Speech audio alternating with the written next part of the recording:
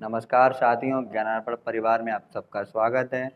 तो आज मैं आपके सामने लेकर आया हूं जो हम लोग कल साइकोलॉजी का पार्ट 1 कुछ क्वेश्चन उनमें कर चुके थे, उसका बचा हुआ पार्ट हम लोग आपके सामने पार्ट 2 के रूप में लेकर आए हैं।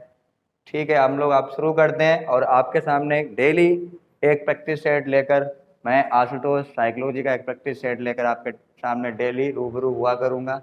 तो उम्मीद करता हूं कि आप लोगों को ये क्वेश्चन बहुत ही अच्छे समझ में आने वाले हैं और आपकी परीक्षा के लिए बहुत ही महत्वपूर्ण एवं इम्पोर्टेंट क्वेश्चन है।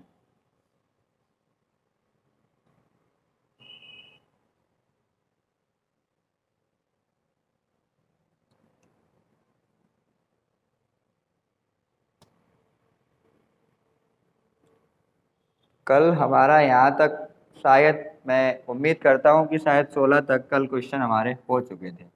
तो इस क्वेश्चन के बारे में आज दोबारा से आपको बताना चाहूँगा कि क्वेश्चन ये कह रहा है कि व्यावहारिक शिक्षा का प्रारंभ भारत में कब से माना जाता है। तो व्यावहारिक शिक्षा का प्रारंभ भारत में 1906 से माना जाता है और सर्वप्रथम व्यावहारिक शिक्षा की बात 1854 में वुड ने अपने घोषणा पत्र में की थी। ये पूछा जाए कि सबसे पहले व्यवहारिक शिक्षा की बात किसने की, तो वुड ने अपने घोषणा पत्र में की। साथ ही साथ 3 फरवरी 1882 में हंटर आयोग ने भी आपके व्यवहारिक शिक्षा के बारे में बात की और सही तरीके से व्यवहारिक शिक्षा की शुरुआत भारत में हुई वो 1906 से हुई। आगे देखते हैं अगला क्वेश्चन।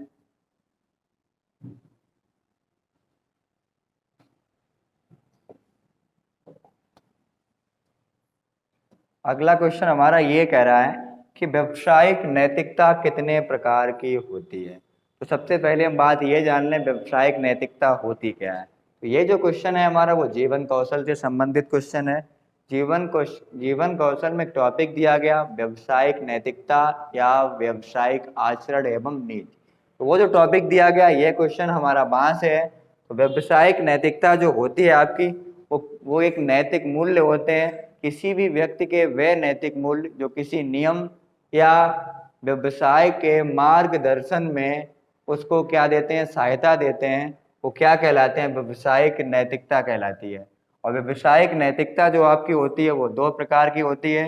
व्यावसायिक नैतिकता के ऊपर शुरुआत जो चर्चा हुई थी वो 1980 और 90 के आसपास हुई, जिसमें व्यावसायिक नैतिकता को 2 प्रकार का माना गया। एक माना गया प्रामाणिक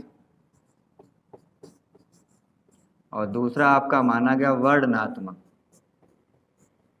तो पूछा जाए कि व्यावसायिक नैतिकता कितने प्रकार की होती है, तो व्यावसायिक नैतिकता आपकी 2 प्रकार की होती है। एक होती है प्रामाणिक और एक होती है आपकी वर्णनात्मक। पूछा जाए कि शिक्षा में किस व्यावसायिक नैतिकता का प्रयोग किया जाता है, तो शिक्षा में वर्णनात्मक व्यावसायिक नैतिकता का प्रयोग किया जाता है। उम्मीद करता हूं इस क्वेश्चन का आंसर आप लोगों को समझ में आ गया होगा। नेक्स्ट क्वेश्चन देखते हैं।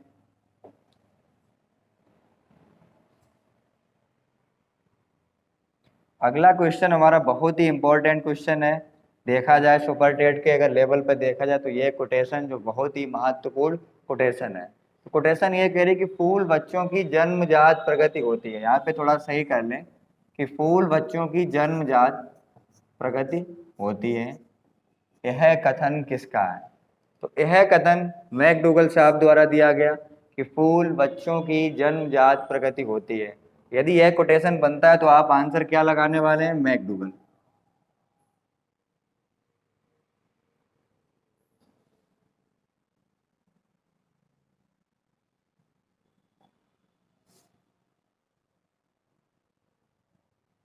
बहुत ही इंपॉर्टेंट क्वेश्चन अगला क्वेश्चन हमारा कि NAAC का मुख्यालय कहाँ स्थित है।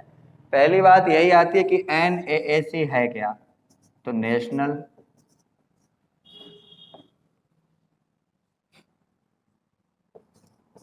असेसमेंट एंड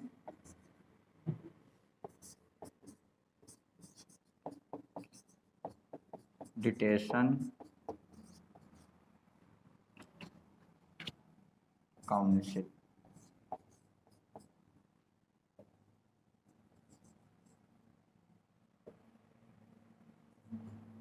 एवं क्या बोलेंगे इसको, राष्ट्रीय मूल्यांकन एवं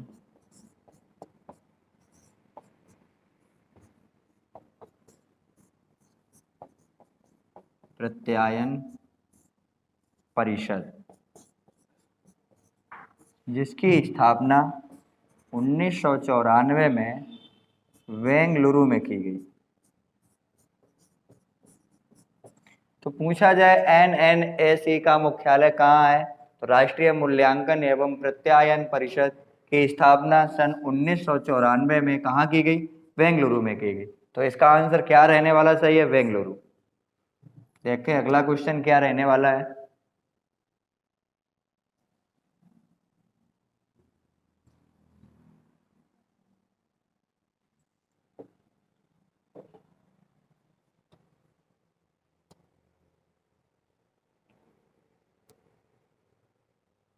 क्वेश्चन 20 हमारा ये कह रहा है कि अनुशासन कितने प्रकार का होता है। तो अनुशासन मुख्य रूप से आपका 5 प्रकार का होता है। तो इसका आंसर क्या रहने वाला है कि अनुशासन 5 प्रकार का होता है। आगे देखें।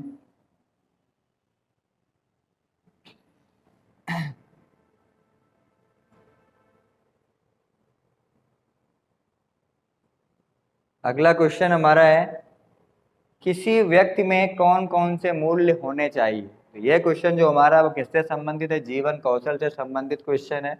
और जीवन कौशल में WHO द्वारा आपके जो जीवन कौशल बताए गए वो कितने बताए गए, 10 बताए।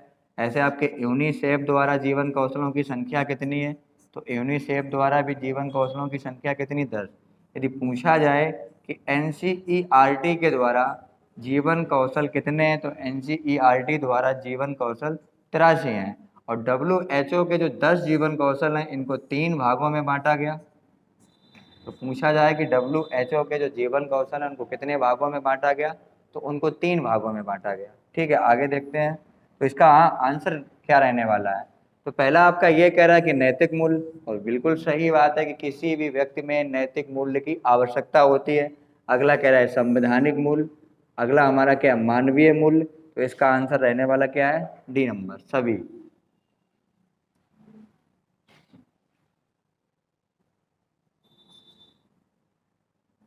अगला क्वेश्चन देखते हैं।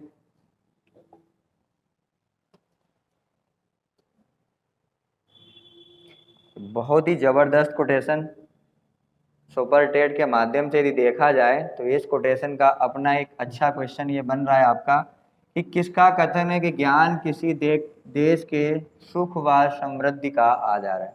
बहुत ही अच्छी बात। एक हमारे अमेरिका के राष्ट्रपति जी थे, कौन थे, जॉर्ज वॉशिंगटन जी। तो जॉर्ज वॉशिंगटन जी का ये मानना था कि किसी भी देश का जो समृद्धि का आधार है वो क्या है, ज्ञान। कि ज्ञान किसी भी देश की सुख व समृद्धि का आधार होता है। ये जो आपका कथन कहा था वो किसने कहा था, अमेरिका के राष्ट्रपति जॉर्ज वॉशिंगटन द्वारा कहा गया था। अगला क्वेश्चन देखते हैं।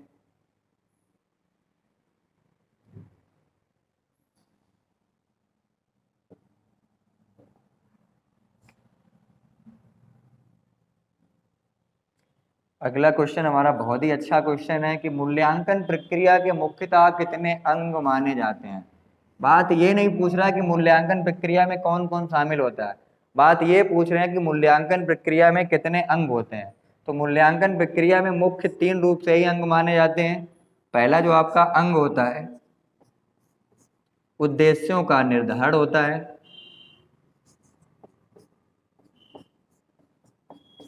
कि मतलब हमें जिस चीज़ का मूल्यांकन करना है वह उद्देश्य निश्चित होना चाहिए। आगे क्या है, उद्देश्यों का आयोजन, प्रक्रिया का आयोजन। अगला हमारा होता है उद्देश्यों की प्रक्रिया का आयोजन।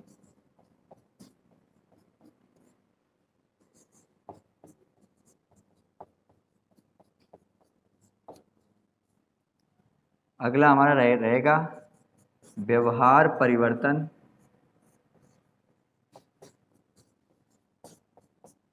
या मूल्यांकन। तो 3 अंग होते हैं। पहला हमारा क्या है, उद्देश्यों का निर्धारण। अगला हमारा क्या है, उद्देश्यों की प्रक्रिया का आयोजन। अगला हमारा है व्यवहार परिवर्तन या मूल्यांकन।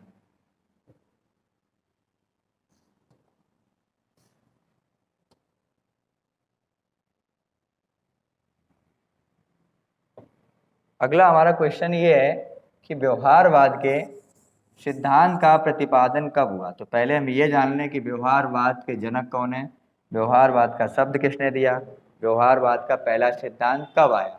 तो सबसे पहले बात आती है कि व्यवहारवाद के शब्द की बात आती है। तो आपको पता होगा, आपको बता चुका हूँ प्रॉपर क्लास में, आप लोगों को सभी को मैं बता चुका हूँ कि व्यवहारवाद शब्द की उत्पत्ति 1901 में किसने की, तो विलियम मैकडूगल द्वारा की गई। इसके बाद बात आती है कि व्यवहारवाद के जनक कौन है। तो व्यवहारवाद के जनक वॉटसन जी हैं। कौन है, वॉटसन जी। अब बात आती है कि व्यवहारवाद पर सबसे पहला सिद्धांत कौन सा दिया गया।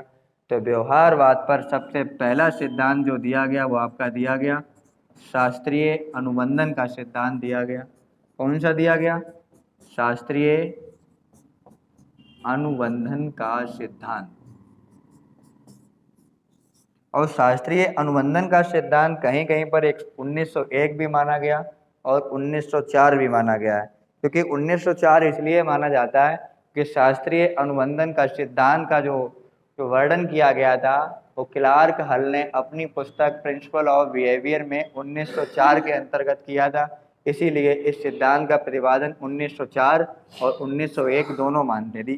सही अथेंटिक पूछा जाए कि इसका आंसर क्या रहने वाला है, तो इसका आंसर क्या रहेगा कि व्यवहारवाद के सिद्धांत का प्रतिपादन 1901 में हुआ था। और इसी सिद्धांत के लिए क्या हुआ था, इसी सिद्धांत के लिए पॉलप साहब को 1904 में क्या मिला था, नोबेल पुरस्कार मिला था। और किस क्षेत्र में मिला था, तो पाचन क्रिया के क्षेत्र में, क्रिया के क्षेत्र में पॉलप को 1904 में नोबेल मिला।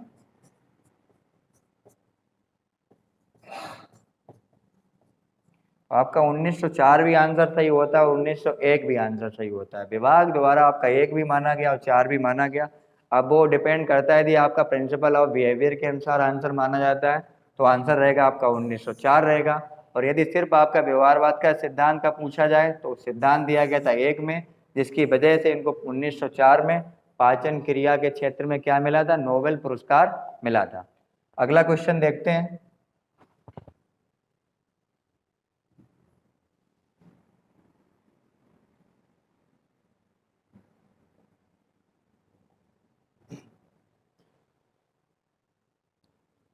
अगला क्वेश्चन ये, परिवर्तन का प्रारंभ किस अवस्था से होता है, परिवर्तन का प्रारंभ किस अवस्था से होता है।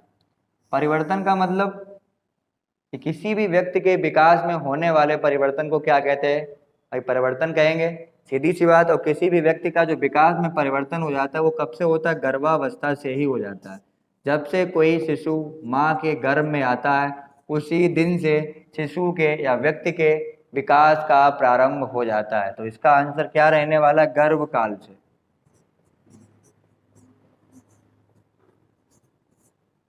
गर्भकाल से।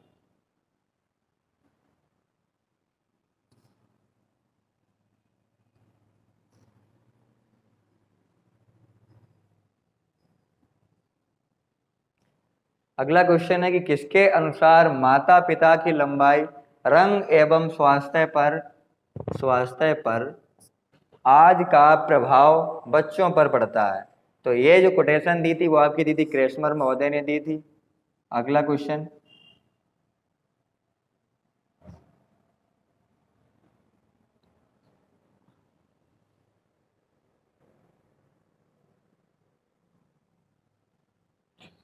अगला क्वेश्चन है कि जन्मजात प्रेरक कौन से होते हैं। तो अब्राहम मैस्लो द्वारा जन्मजात प्रेरक आपके माने गए 3 माने गए, भूख, क्रोध और सोना।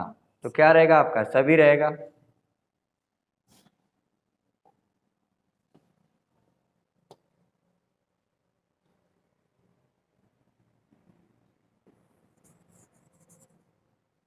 अगला क्वेश्चन, शिक्षण कौशल की क्या उपयोगिता है। शिक्षण कौशल प्रक्रिया को प्रभावी बनाता है, बिल्कुल सही बात है। किसी भी काम को करने के लिए या अधिगम प्रक्रिया के दौरान जिन कौशलों का हम प्रयोग करते हैं उन्हें क्या कहते हैं? शिक्षण कौशल कहते हैं। अगला क्या है? विषय वस्तु को सरल व सुगम बनाता है, बिल्कुल सही बात है कि शिक्षण कौशल के माध्यम से किसी भी वस्तु या पाठ्यक्रम को हम क्या कर देते हैं? सरल और सुगम बना देते हैं। व्यवहार को संयमित करता है, तो बिल्कुल ये भी बात सही है कि शिक्षण कौशल द्वारा किसी भी व्यक्ति के व्यवहार पर संयम किया जा सकता है। तो क्या रहेगा आपका? डी नंबर सही रहेगा।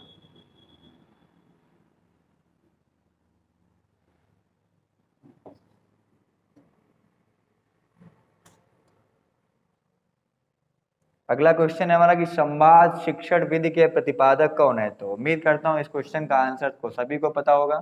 संवाद शिक्षण विधि का प्लेटो।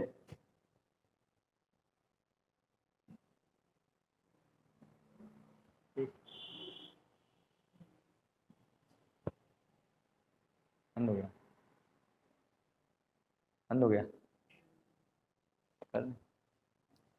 ठीक है, तो इसका आंसर क्या रहने वाला है? प्लेटो आंसर रहने वाला है। अगला लास्ट क्वेश्चन देखते हैं और आज की क्लास हम लोग यहीं पे ख़त्म करने वाले हैं। फिर मिलते हैं आपसे अगले दिन एक नए सेशन के साथ। क्रियाशीलता सिद्धांत के प्रतिपादक कौन है? बहुत ही अच्छा क्वेश्चन है, क्रियाशीलता सिद्धांत। और क्रियाशीलता का सिद्धांत दिया था आपका फ्रोबेल ने। एक बार ये और पूछा जाता है कि क्रियाशीलता का सिद्धांत का संबंध किस सिद्धांत के साथ है? तो क्रियाशीलता के सिद्धांत का संबंध थॉर्नडाइक के अभ्यास अधिगम के सिद्धांत के साथ माना जाता है।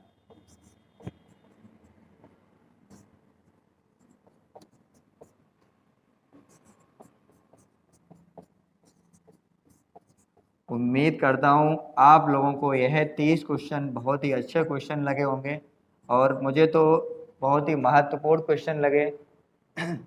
और आज का हमारा सेशन यहीं पे हम लोग समाप्त करते हैं। आप लोग ज्ञानार्पण परिवार के साथ लगातार जुड़े रहें। ज्ञानार्पण परिवार आपको निश्चित ही सफलता दिलाएगा। ठीक है, धन्यवाद साथियों।